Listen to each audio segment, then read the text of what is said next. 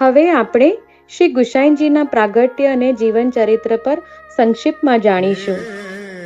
ઈસવીસન 1515ના માક્ષર વદ નોમના દિવસે મધ્યાહન સમયે કાશીથી થોડા દૂર આવેલા ચરણાદ્રી પર્વતની તળેટીમાં ચરણાટ નામના રમણીય સ્થળે શ્રી ગુસાઈજીનું પ્રાગટ્ય થયું. તે જ સમયે એક બ્રાહ્મણે ત્યાં શ્રી વિઠ્ઠલનાથજી ઠાકોરજીનું સ્વરૂપ શ્રી મહાપ્રભુજીને આપ્યું. શ્રી મહાપ્રભુજીએ આજ્ઞા કરી, પ્રભુ, આજે 2 સ્વરૂપ અમારે ત્યાં પધાર્યા છે, સેવક બનીને પુત્ર સ્વરૂપે અને સેવ્ય બનીને ભગવત સ્વરૂપે. તેથી આ પુત્રનું નામ વિઠ્ઠલ. વિઠ્ઠલ એટલે અજ્ઞાનીને જ્ઞાનરૂપી પ્રકાશ આપનાર. એઓ અડેલમાં શ્રી મહાપ્રભુજીની છત્રછાયામાં વિદ્યા અભ્યાસ કરવા લાગ્યા. 8 વર્ષના થતા પિતાશ્રી પાસેથી 4 વેદ, જ્યોતિષશાસ્ત્ર અને સંજીવની વિદ્યા શીખી ગયા. પછી વિશેષ અભ્યાસ કરવા આપશ્રી કાશીમાં શ્રી માધવ સારસ્વતિક નામ વિદ્યાગુરુના આશ્રમે ગયા. ત્યાં સર્વશાસ્ત્રનો આપશ્રીએ અભ્યાસ 2 વર્ષમાં જ કરી લીધો. આપશ્રી બાળપણથી જ સંસ્કૃત ભાષામાં સુંદર કાવ્યો રચતા. આપશ્રી શ્રીમદ ભગવદ્ ગીતા પર 4 ટીકા ગ્રંથો લખ્યા. ગીતાના પ્રથમ અધ્યાયની ટીકા, ગીતા તાત્પર્ય, ગીતા હેતુ, ન્યાસાદેશ વૃત્તિ. તે ઉપરાંત આપશ્રી નાના મોટા 51 ગ્રંથો રચ્યા. આપશ્રીએ શ્રી સર્વોત્તમ સ્તોત્ર, શ્રી વલ્લભાષ્ટક, શ્રી સપ્તશ્લોકી, સૌંદર્ય પદ્ય વગેરે અનેક સ્તોત્રોની રચનાઓ પણ કરી છે. આપશ્રી ગ્રંથોમાં આપશ્રી પંડિત્યપૂર્ણ ઓજસ્વી શૈલી અને રસાત્મક તાત્વિક દ્રષ્ટિના દર્શન થાય છે. આપશ્રીના મોટા ભાઈ શ્રી ગોપીનાથજીના લીલા પ્રવેશ બાદ આપશ્રી પુષ્ટિ માર્ગના આચાર્ય બન્યા. આપશ્રીએ ભારતની અને તેમાં પણ વિશેષ રૂપે ગુજરાતની યાત્રા 6 વખત કરી હતી. આપશ્રીએ સ્ત્રી શુદ્રો સહિત શરણોત્સક અનેક જીવોને વૈષ્ણવ કર્યા હતા. આપશ્રી પ્રભાવથી ગુજરાતની અનેક વાણિક જ્ઞાતિઓ જૈન ધર્મ છોડી વૈષ્ણવ બની હતી. આપશ્રીના સેવકોમાં રાયથી માંડી રંક, જ્ઞાનથી માંડી અજ્ઞાની, બ્રાહ્મણથી માંડી શૂદ્ર અને મુસલમાન, પઠાણ, હરિજન, ચોર, લૂંટારા, પારઘી, માછીમાર, વૈશ્યા જેવા પતિત પણ હતા. આપશ્રીએ મનુષ્યો ઉપરાંત કબૂતર અને હંસ જેવા પક્ષીઓનો પણ શરણ લીધા હતા.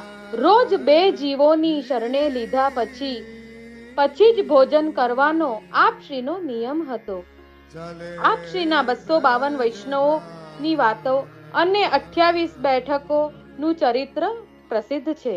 આપશ્રી શ્રીનાથજીના સુખ માટે શ્રીનાથજીની સેવા કરતા બંગાળી ગોળીઓને દૂર કરી સાચોરા બ્રાહ્મણ વૈષ્ણવોને શ્રીનાથજીની સેવા સોંપી. શ્રીનાથજીની સેવાની પ્રણાલિકા સ્થાપી.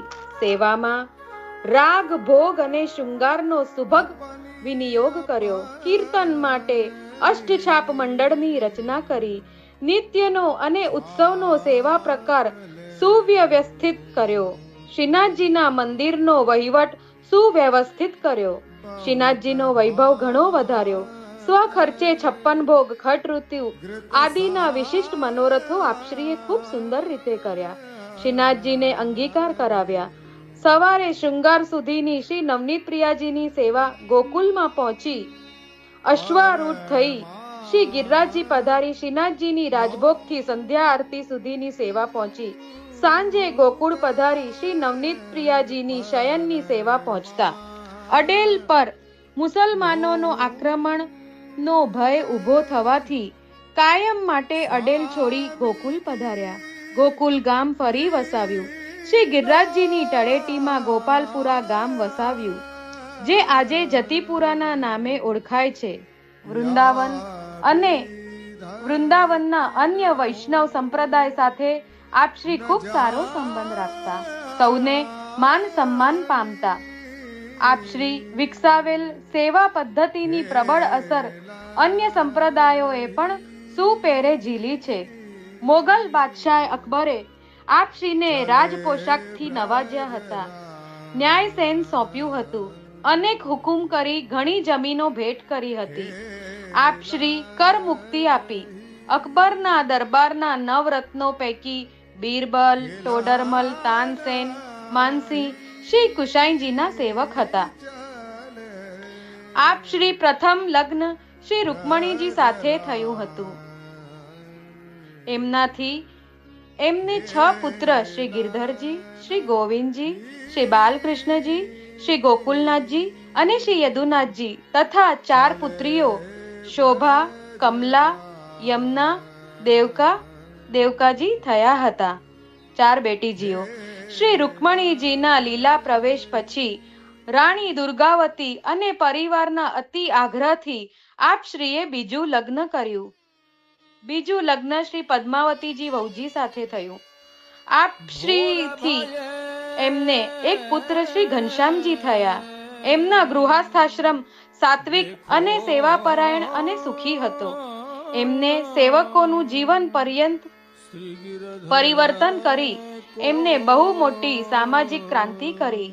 ચોર ચોરી મૂકી ખેતી કરવા લાગ્યા. અફીણિયાઓ અફીણ છોડ્યું. કન્યા વિક્રય બંધ કરાયો.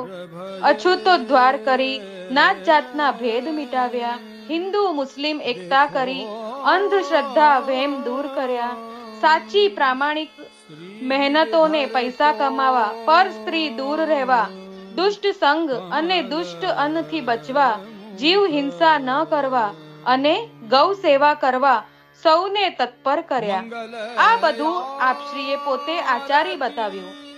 સમાજ જીવનમાંથી ભય ગ્લાનિ દૂર કરી સૌને નીડર અને પ્રસન્ન મધુર જીવન બનાવ્યું. ઈસવીસન 1585માં 77 વર્ષની વયે પોતાના સમગ્ર પરિવારને શ્રીનાથજીને સોંપી મહાવદ સાતમના રોજ શયન આરતી બાદ ગોવિંદ સ્વામીની સાથે લઈ સદેહ શ્રી ગિરિરાજજીની કંદરાના માર્ગમાં નિત્ય લીલામાં આપશ્રી પધાર્યા. શ્રી વિઠ્ઠલનાથ કી જય. શ્રી ગુસાઈજી પરમ દયાલ કી જય હો.